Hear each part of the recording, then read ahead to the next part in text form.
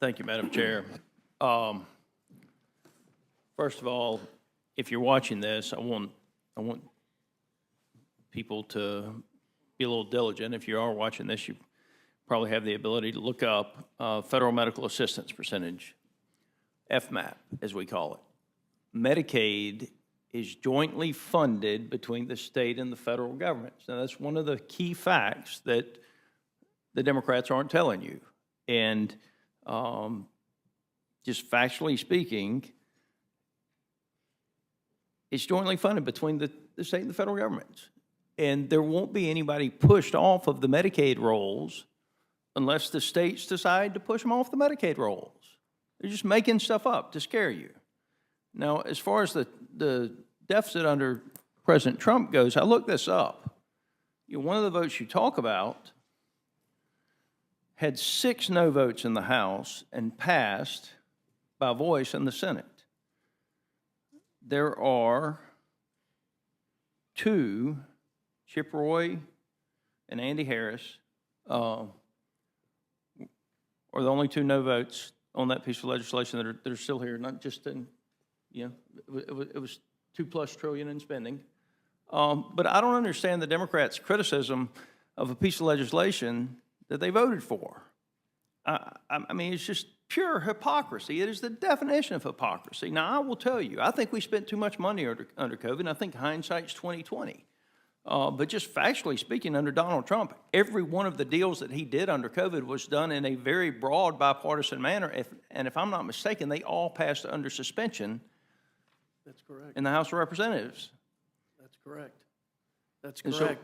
And the America Rescue Plan, to contrast the bipartisan nature of those COVID relief-related bills, the American Rescue Plan, which was the first use of the reconciliation process when the Democrats had total control, had 0 Republican support for it and $1 trillion still unspent from the previous COVID relief. Let me ask you this. Total tax collections right now under the current tax code, $4.92 trillion, if I read it correctly. Has there ever been a higher tax collection? We're at record rates of revenue. So from best I can tell, there's been a lot of talk about the corporate income tax rate and the reduction there. Corporate tax collections seem to be higher than they've ever been in the history of the country as well. Is that correct? Yeah, that's correct. Record revenue from corporations. After we reduced their rate to a number that was not even in the top 25% for other developed countries we compete with around the globe. So we have higher tax revenue than we've ever had, and That's yet we still have a record deficit. That's correct. So there's no doubt something has to be done. We can either control the fall or the fall will control us, right? And what we want to do is to avoid any steep decline in the economy, because if we just want to talk about the facts, federal tax revenues over the course of a period of time, 3, 5, 10 years, are going to average 17% of the GDP of the country. Is that right? A fair statement? That's fair. I mean, so the key to getting us out of this problem that we're in with this deficit, and it's a problem for everybody, rich, poor, Right. And everywhere in between, is that you grow the GDP of the country so that tax revenues will continue to increase, and you slow the growth of the spending. And that is pretty much what this resolution says we're going to do, correct? It was the play that our country ran after World War II that allowed us to emerge as the only global superpower. Well, all I know, the tax revenue is going to be a percentage of the GDP. If you turn around and let the current tax law expire, the tax law that's led to higher tax revenues than we've ever had in the history of the country, the giant sucking sound coming from the IRS, taking money out of the pockets of the American citizens and the business owners, is going to lead to a recession. That's correct. And if we have a recession, will we have higher or lower tax revenues? Lower tax revenue. Madam Chair,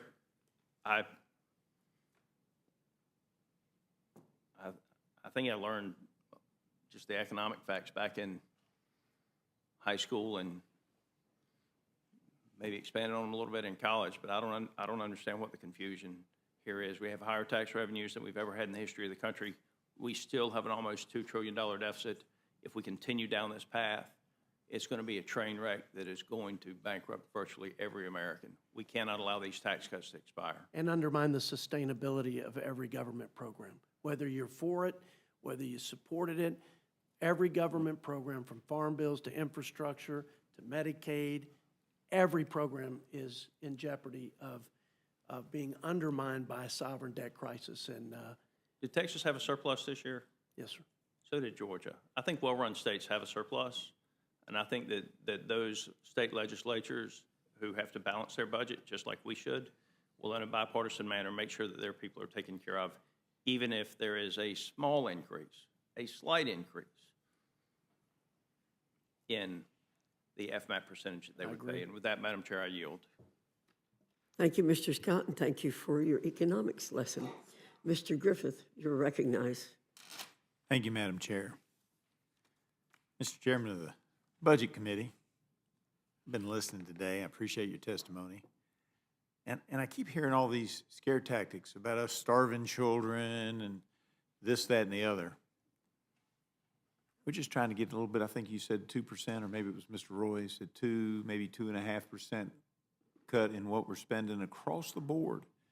And then I've heard things about energy and commerce, about how energy and commerce is going to do this or energy and commerce is going to do that. This resolution doesn't dictate anything to the committee, the other committee I serve on, does it? That's correct. And yet, energy and commerce covers, as I believe John Dingell once said, somebody asked him, what is the jurisdiction of energy and commerce? And he had a picture behind him of planet Earth from outer space, and he said, everything in the picture. So there's all kinds of things that energy and commerce has at its disposal that it can do to reach the number in this resolution. Isn't that true? That's true. You know, and I find it interesting because I've heard people say, oh, people are scared. A big part of that is they're being told that children are going to starve. In the United States, we're going to make children starve. That's not true, is it? No, sir. I didn't think it wasn't. And I found it interesting because I have been a student of politics for a long time, and the ranking member indicated, I think he said indicated he was 48 years old. So when he was about 5, the campaign against one of my predecessors in the United States Congress, who was a Republican, was he's going to end Social Security. That's 43, 44 years ago. How many times do the Democrats have to play Lucy to the American people's Charlie Brown when they keep saying bad things are going to happen, Republicans are going to push grandma off the cliff, Republicans are going to end Social Security, Republicans are going to do these horrible things, and yet Republicans never do those things? How many more times will the American people buy that, Mr. Chairman? Do you know? I don't think they're buying it anymore. I think they are absolutely committed to reining in this reckless spending that's driving us off a fiscal cliff.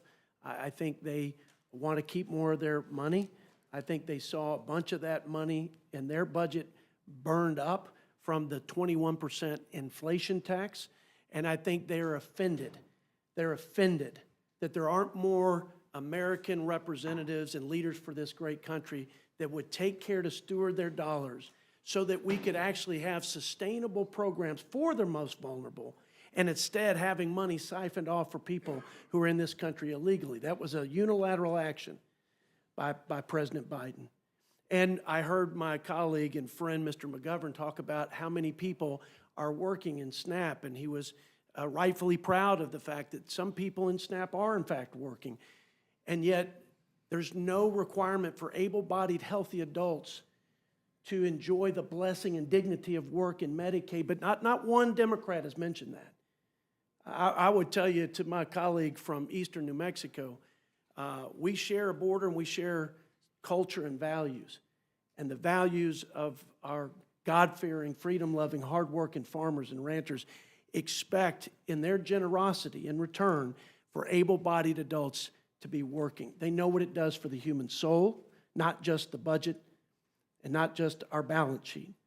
And so And they're insulted. They're insulted by some of the waste and fraud that's where my colleagues are more offended and indignant by a first-generation immigrant who's done well in this country and wants to give back, and Elon Musk. They're more indignant to the things that he's doing than the actual defrauding of the taxpayers and the federal government. No, sir, I think the American people are not going to be afraid into not supporting the right sizing of a very bloated bureaucracy. They're not going to be intimidated and tricked into thinking that this is an exercise, as the ranking member said, in cutting Social Security benefits. He obviously knows that in reconciliation, Social Security is off the table. It would violate the Byrd Rule from the outset. And yet my colleagues continue to perpetuate these false claims and use these scare tactics. No, sir. The American people are afraid of the $8+ billion a day that we were borrowing under Joe Biden and unilateral control of the Democrat Party. And they're afraid that if we have a sovereign debt crisis, we'll not only wreck this economy, we'll destroy our national security and our ability to defend this country and our values. And they know that we would bankrupt their children's future. They're behind us, I believe, 100%. Well, there's no question that a majority of my constituents are behind us. They're not going to fall for the trick that, you know, some shiny object that they claim is going to be eliminated. They're going to want to see what we do, and they want us to protect their children by making sure that we are fiscally responsible. And with that, I yield back.